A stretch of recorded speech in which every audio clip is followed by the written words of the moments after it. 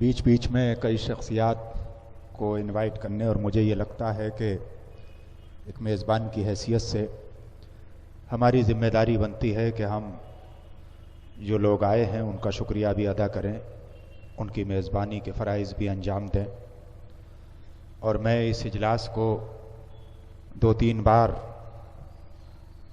इसको होस्ट भी कर चुका हूँ। हमारे पास जो शख्सियत इस साल मेहमान खुसूसी की हैसियत से तशरीफ़ लाई है, मैं अगरचे आज उनको पहली बार सुनूंगा, लेकिन मैं उनका चर्चा तकरीबन पिछली 1 दहाई से हिंदुस्तान की, आज़ाद हिंदुस्तान की तारीख़ में अहले सुन्नत के सबसे अजीम मुक़र्रिर के ज़रिए से कई बार सुन चुका हूँ।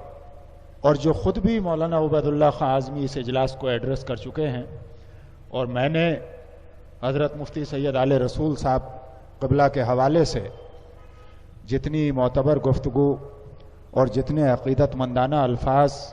उनके ज़रिए से आपका तारुफ़ हुआ है, इतना ज़्यादा किसी दूसरी शख्सियत के ज़रिए नहीं सुना। जब मुझे ये इल्म हुआ कि इस साल आप तशरीफ़ लाने वाले हैं तो इंतहाई खुशी हुई, क्योंकि मैं गायबाना आपसे वाकिफ़ था। हज़रात, हमारे समाज में जहाँ उलामा का अपना एक मकाम है, मुफ्तान किराम का अपना एक मकाम है, वहाँ सियासी रहनुमाओं का भी अपना एक मकाम है। इसलिए कि ये दीन ही अपने आप में इस तरह मुकम्मल है कि ये सियासत की भी बात करता है, हुकूमत की भी बात करता है, अदालत की भी बात करता है, क़यादत की भी बात करता है, मगर ईमानदारी के खतूत पर बात करता है। आज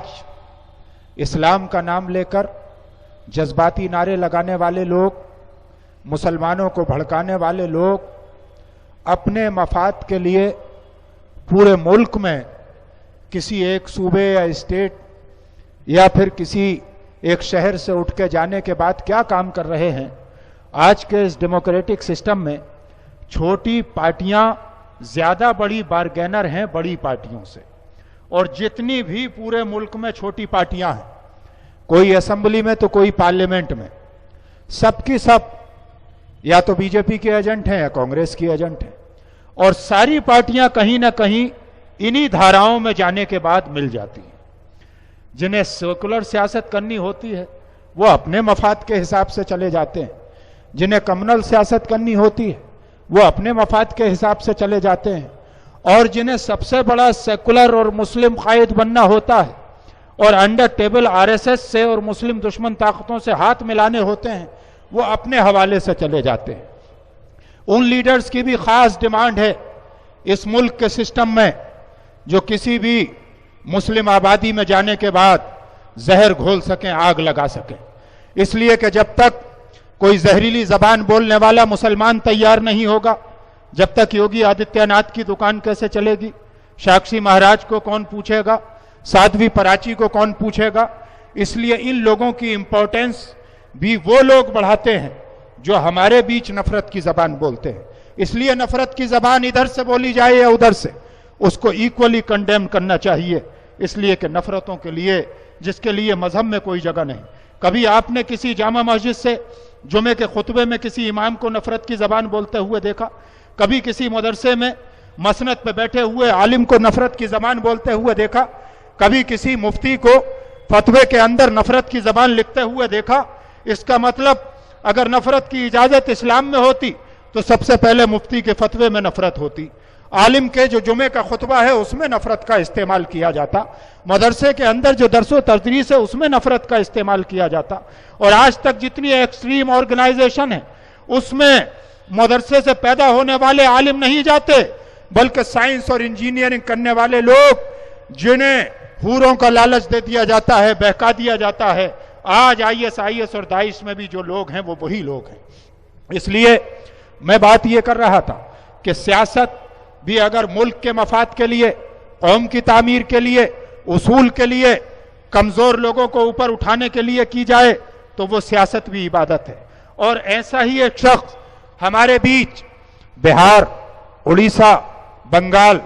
डिप्राइव स्टेट जरूर हैं, लेकिन हम उनकी दानिशमंदी को सलाम करते हैं। यहां पर महाराष्ट्र के मेहमान भी तशरीफ फरमा है, बॉम्बे के भी, जो हमारा इकोनॉमिक कैपिटल कहलाती है, जहां पर बहुत जज्बाती लोग रहते हैं। लेकिन महाराष्ट्र की सियासत को हम इस हैसियत से सलाम नहीं करते कि महाराष्ट्र में आग लगा देना आसान है, महाराष्ट्र में नफरतों की बुनियाद पर तखरीबकारी फैला देना और विभाजन और तकसीम कर देना आसान है। महाराष्ट्र में नफरतों की जबान बोलने के बाद मुस्लिम क़यादत को कमजोर कर देना आसान है। महाराष्ट्र में 16 एमएलए से 9 की तादाद ला देना आसान है, लेकिन यह बिहार में मुमकिन नहीं है, यह बंगाल में मुमकिन नहीं है, और इंशाअल्लाह आने वाले वक्त में उत्तर प्रदेश में भी ये कोशिश की जा रही है। अभी से आरएसएस और बीजेपी के एजेंट ये कोशिश कर रहे हैं कि उत्तर प्रदेश में 69 एमएलए हैं आज की तारीख में मुसलमान, वहां पर 19 या 9 एमएलए मुसलमान हो जाने चाहिए। ऐसी कोशिशें हो रही हैं और बड़े बड़े उसके लिए दावे किए जा रहे हैं।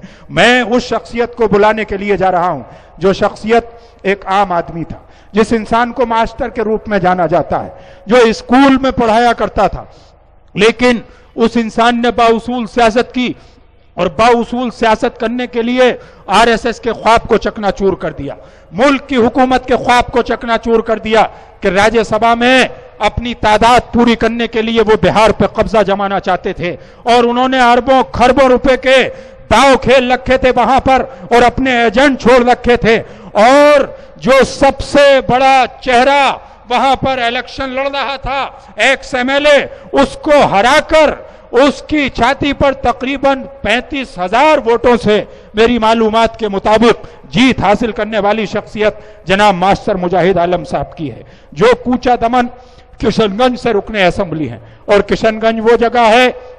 कि आजादी के बाद जो सबसे ज्यादा मुस्लिम मेजॉरिटी वाली नॉर्थ इंडिया में 2 जगहें थी जिनके लिए मौलाना आजाद के लिए इंतखाब किया गया था कि वो या तो किशनगंज से इलेक्शन लड़ें या रामपुर से इलेक्शन लड़ें, तो आज किशनगंज के वो एमएलए साहब मौजूद हैं और रामपुर मेरा वतन है। रामपुर से मौलाना आजाद इलेक्शन लड़े थे क्योंकि नफरत का जहर उस वक्त तकसीम का ताजा ताजा था, ए हिंदू मुसलमान पर और मुसलमान हिंदू पर भरोसा करने के लिए तैयार नहीं था। तमाम मुस्लिम पार्टियों ने वहीं पर किशनगंज में तकसीम करने की कोशिश की, किसी ने 6 सीटें लड़ाई, किसी ने 10 सीटें लड़ने की कोशिश की, और पूरी ताकत यह थी कि अगर 10-15 सीटों का हेर फेर हो जाए तो एक तो वहां पर मुस्लिम एमएलए की तादाद कम हो जाएगी जो आपकी आवाज उठाते हैं असेंबली के अंदर, आपके मजलूमों की आवाज बुलंद करते हैं, और दूसरी वजह यह होती कि वहां पर सेकुलर गवर्नमेंट ना बनके वहां पर बीजेपी और आरएसएस की गवर्नमेंट बन जाती, और उस तरह का आदमी चीफ मिनिस्टर बनता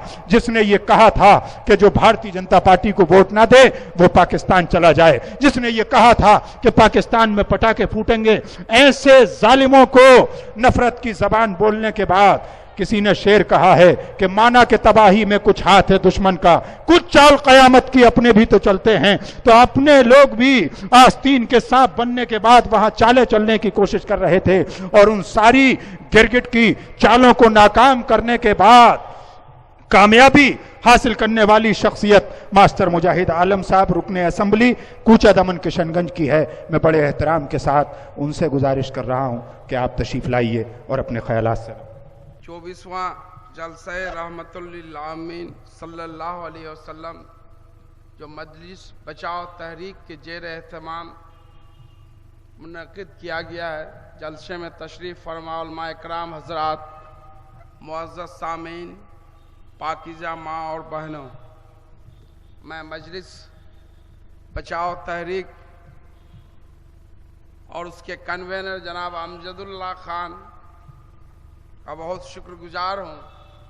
कि अभी जो बिहार में जो चुनाव हो रहे थे, इस चुनाव में वहाँ जो माहौल खड़ा किया गया, एक तरफ मुसलमानों के वोटों को एकजा करने की कोशिश की गई, दूसरी तरफ आरएसएस और बीजेपी के लोग गाय के नाम पर हिंदू वोटों को एकजा करने की कोशिश की। हमारे एमबीटी के जनाब अमजदुल्ला खान भी वहाँ तशरीफ़ ले गए और उन्होंने उनके बयानात से उन्होंने जो हकीकत बयान की, यहाँ के भी कुछ लोग वहाँ गए और उन्होंने बिहार के माहौल को खराब करने की कोशिश की कि वहाँ वोटों का जो है ध्रुवीकरण, जिसको बोलता है पोलराइजेशन, हिंदू और मुसलमानों में हो जाए ताकि भाजपा और आरएसएस का जो मंसूबा है वो कामयाब हो जाए। लेकिन बिहार के सारे हिंदू मुसलमानों ने इनके मंसूबों को चकनाचूर कर दिया। तो मैं मजलिस बचाओ तहरीक को बहुत दिल की गहराइयों से मुबारकबाद देता हूँ। ये जलसे सीरतुन नबी है और हमारे उस जलसे के ताल्लुक से मैं कुछ बातें, ऐसे यहाँ एक से एक उलमाए कराम हजरात तशरीफ फरमा है, उनकी मौजूदगी में यहाँ दीन हदीस की बात करना, सूरज को चिराग दिखाना, लेकिन फिर भी मैंने जलसों से अपने उलमाए कराम हजरात से कुछ सीखने का मौका मिला है। उस ताल्लुक से मैं कुछ बातें एजुकेशन तालीम पर रखने की कोशिश कर रहा हूँ। हमारे जो मुकद्दस किताब है कुरान शरीफ, उसकी जो पहली आयत नाजिल हुई गार हिरा में, अक़रा बिस्म रब्बिकल लज़ी खल्क़, पर उस रब के लिए जिसने तुझे पैदा किया। लेकिन बहुत अफसोस की बात है कि आज उसके मानने वाले हम लोग उससे बहुत दूर चले गए हैं। यही वजह है कि आज हम दुनिया में, पूरी दुनिया में इतने शर्मसार हैं, हम पर इतने जुल्म ढाए जा रहे हैं। आज हमारे चीज़ों से दूसरे लोग फायदा उठा रहे हैं। आप जानते हैं पूरे दुनिया में मुसलमानों की आबादी 22% है। यहूदी एक कौम है ज्यूज, उसकी आबादी 1% है। 1948 से पहले यहूदियों का कोई मुल्क नहीं था, लेकिन वेस्टर्न साजिश के तहत अरब खत्ते में एक मुल्क कायम कर दिया गया। लेकिन उन्होंने अपने निज़ाम तालीम को, एजुकेशन सिस्टम को इतना डेवलप